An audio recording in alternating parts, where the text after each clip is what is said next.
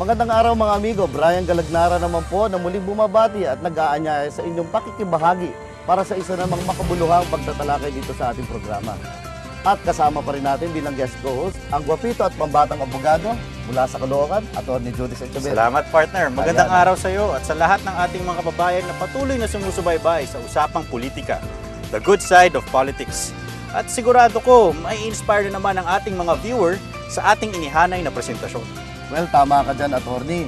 Kaya simulan na agad natin sa isang lungsod na talaga namang saludong marami sa dami ng magagandang pagbabago na nangyayari dito.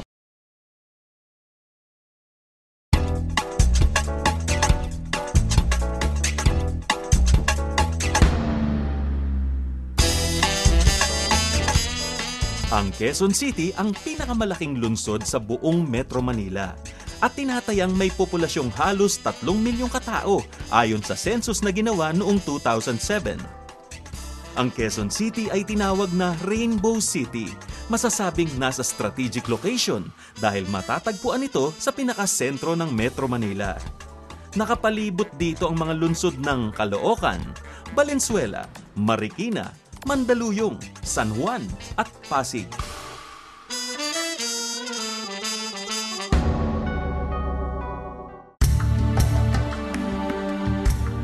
Ngunit sa kabila ng mga katangiang ito, matagal ding natulog ang lungsod at napag-iwanan pa ng mas maliliit na bayan. Pero animoy isang himala ang nangyari dahil sa nakalipas na 8 taon ay itinuring ang Quezon City na pinakamayamang lungsod sa buong Pilipinas, kung saan mayroong mahigit na 7 bilyong piso ang savings ng pamahalaang lungsod sa ngayon. Nangyari ito dahil sa mga tax reforms na ipinatupad ng administrasyon ni Mayor Feliciano Sunny Belmonte Jr. The city of this size could not really achieve anything without good finances. Kaya one of our first reforms was in the area of finance. And isipin mo ito, nung maupo kami rito, ang utang ng Quezon City mga 3 billion pesos, including 1.25 billion na nagbabayad ng 11% interest utang sa land bank. Pagkatapos wala namang pera, ni pansweldo, that week walang pansweldo. In fact, it was overdrawn. So this is the situation when we took over. But by the following year, we were already financially healthy. It's not all about money. It's about how you manage money. It's not just collecting money. Yung mga policies which, to my mind, tended to erode the tax base. For instance, every year, nagbibigay ka ng amnesty. See, that may solve your problem this year, pero it creates big problems for the future. So during all the time na nandito ako, bawal ang amnesty. Fully computerized ang aming treasurer's office, ang business permits office, ang city assessor's office. The ultimate one is we changed the tax rates. Hindi namin ginalaw yung real property tax because that covers everybody. And Quezon City has a lot of fixed wage people like school teachers and ordinary employees. Sila, kung may-ari sila ng lupa, they would have to pay tax. So hindi namin ginalaw yan. Ang ginalaw namin, yung mga taxes ng mga kumikita sa Quezon City. So basically, business taxes yung ginalaw namin. Tinaasa namin. And when we did this in 2002, talagang up in arms lahat. Pero ngayon, the businessmen are quite happy with it. And in fact, our principal taxpayer, itong SM, always says that dito pinakamagaling ang pagbabayad. Not only have we made it easier to pay, pero binan namin yung periodic depredations ng mga inspektor. At dahil sa dyan ay epektibong naipatupad ang mga basic services sa mga mamamayan ng Quezon City, lalo na sa mga kalye at iba pang infrastruktura. Kabi-kabila ang mga ipinagawa o inirepair na mga daan, tulay, palengke at iba pa.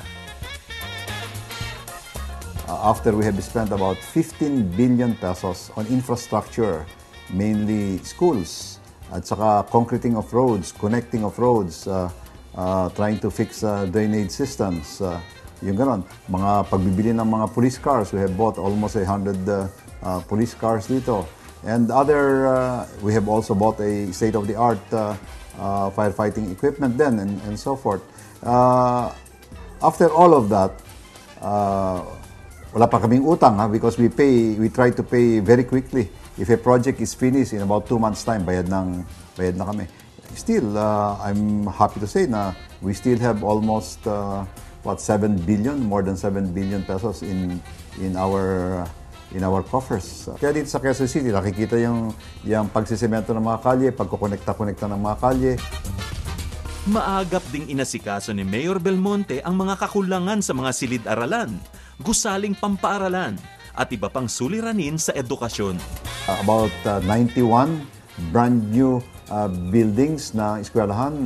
Ang template namin doon is 40-story, 18 or 19 classrooms. Ang target ko makagawa ng 100 such buildings at least during my term.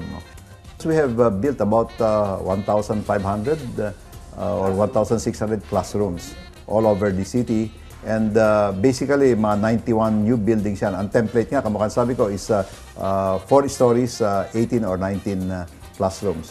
So ito aming nagagawa rito. And then we have a policy of 1 textbook per student on all the essential subjects. Lahat ng aming eskwelahan are internet connected. Which means to say, may mga computer labs lahat.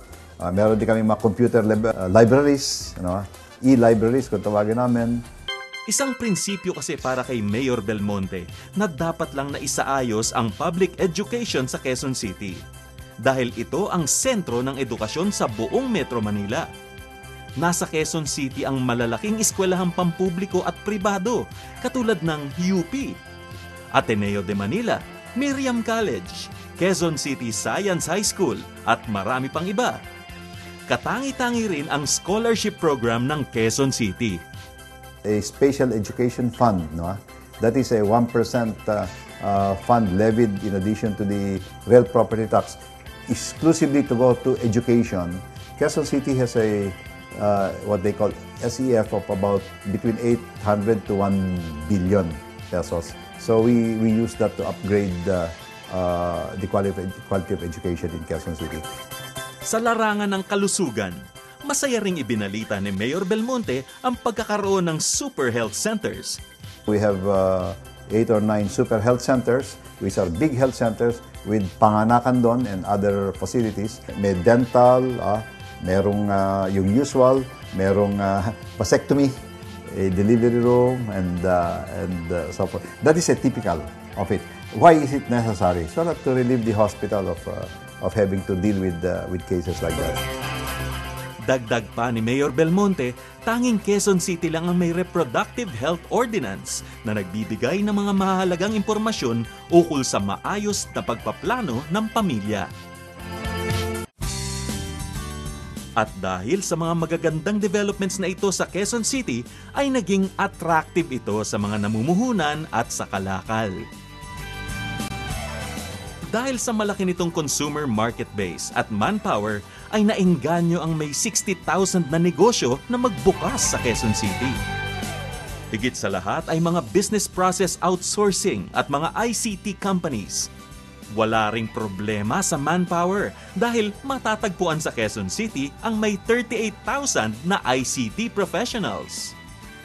Mahigit na 3,000 micro-enterprises ay konektado sa mga ICT-related businesses. Talking about these BPOs, we have them in Novaliches. We have them along Commonwealth. We have them along Aurora. We have them along Mindanao Avenue. We have them in SM, yung bagong SM Annex, yung itaas niyan. Magiging call center. Magpunta ka rito sa UP. There's a 38-hectare so-called Ayala, because Ayala UP Technopark. Yan, din yan. That's 38 hectares, can you imagine, no? Pagkatapos pupunta ka sa, of course, the Eastwood City, di ba? Was built around this business, di ba? And all of these are in Quezon City. And kami naman dito, we recognize that they are real assets, so we help them along in their problems. Kaya naman sa lahat ng ito ay masasabing sa Quezon City ay maliwanag ang hinaharap. Maraming oportunidad para umasenso ang bawat isa. Ang Quezon City ay future perfect. Patikim pa lang yan ng Quezon City Government, mga kaibigan. Sa mga susunod na episode natin, marami pa tayong kapaki-pakinabang na kaalaman na matutunghayan, na sana'y tularan din naman ng iba pang LGU at mga residente.